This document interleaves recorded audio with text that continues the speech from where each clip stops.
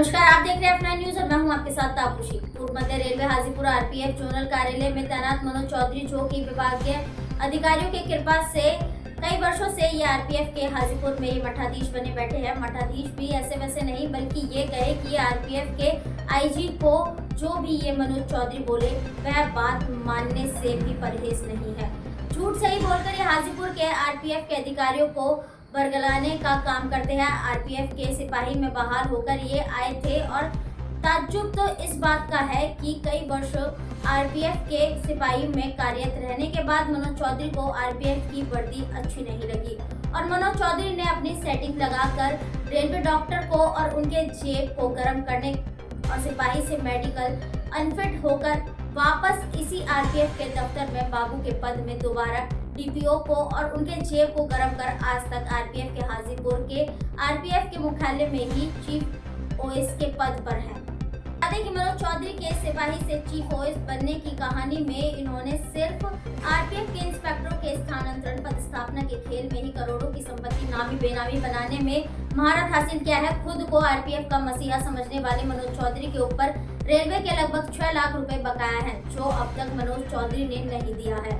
ये बकाया रुपए 6 लाख हाउस रेंट के डैमेज रेंट के हैं। जब कुछ वर्षों पूर्व मनोज चौधरी का स्थानांतरण हाजीपुर से धनबाद हुआ था और उस दौरान ये हाजीपुर में अपना परिवार उसी रेलवे के आवास में रखे थे, पर रेलवे और रेलवे के ही अधिकारियों की भी आक्रामकता को देखते हुए 6 लाख रुपए बकाया होने के बावजूद भी आज तक अपने रुपये वसूली के लिए रेलवे ने कोई कदम नहीं उठाए हैं।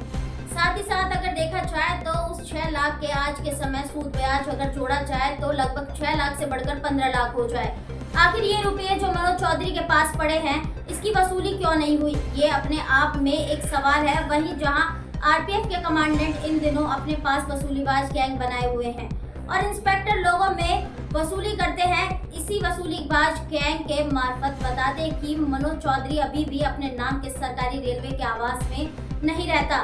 वह अब भी दूसरे के नाम पर आवंटित रेलवे के आवास में रहता है और ये रेलवे के सरकारी आवास रोहित ओझा के नाम पर आवंटित रेलवे के ओर से किया गया था। मतलब कि यहाँ रोहित ने भी सरकार को चूना लगाते हुए सरकार की संपत्ति को ही खरीद फरोख्त करने का जुर्म किया।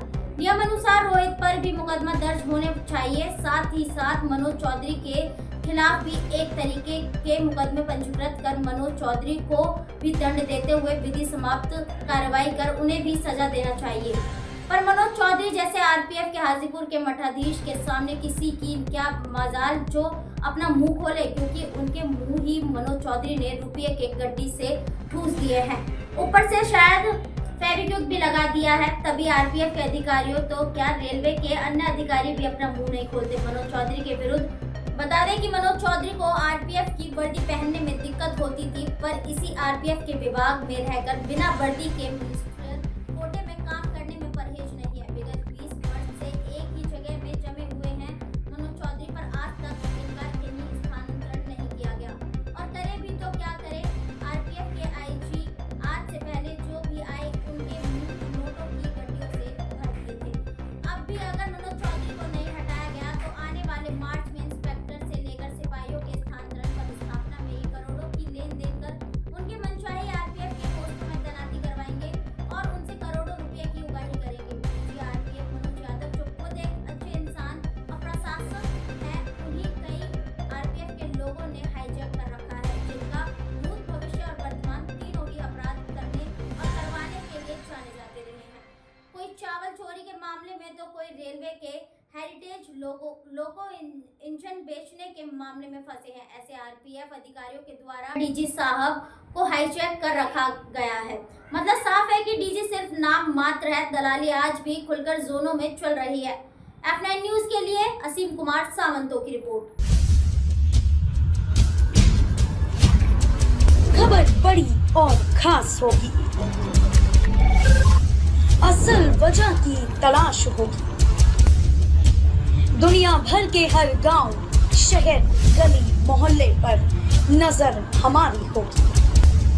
खुलेंगी पर्दें, जहन में उठे हर सवाल की बात होगी, हर वो जवाब जो है आपके लिए जरूरी, जिम्मेदारी हमारी होगी। हमारी खबरों में कुछ हटकर होगी बात।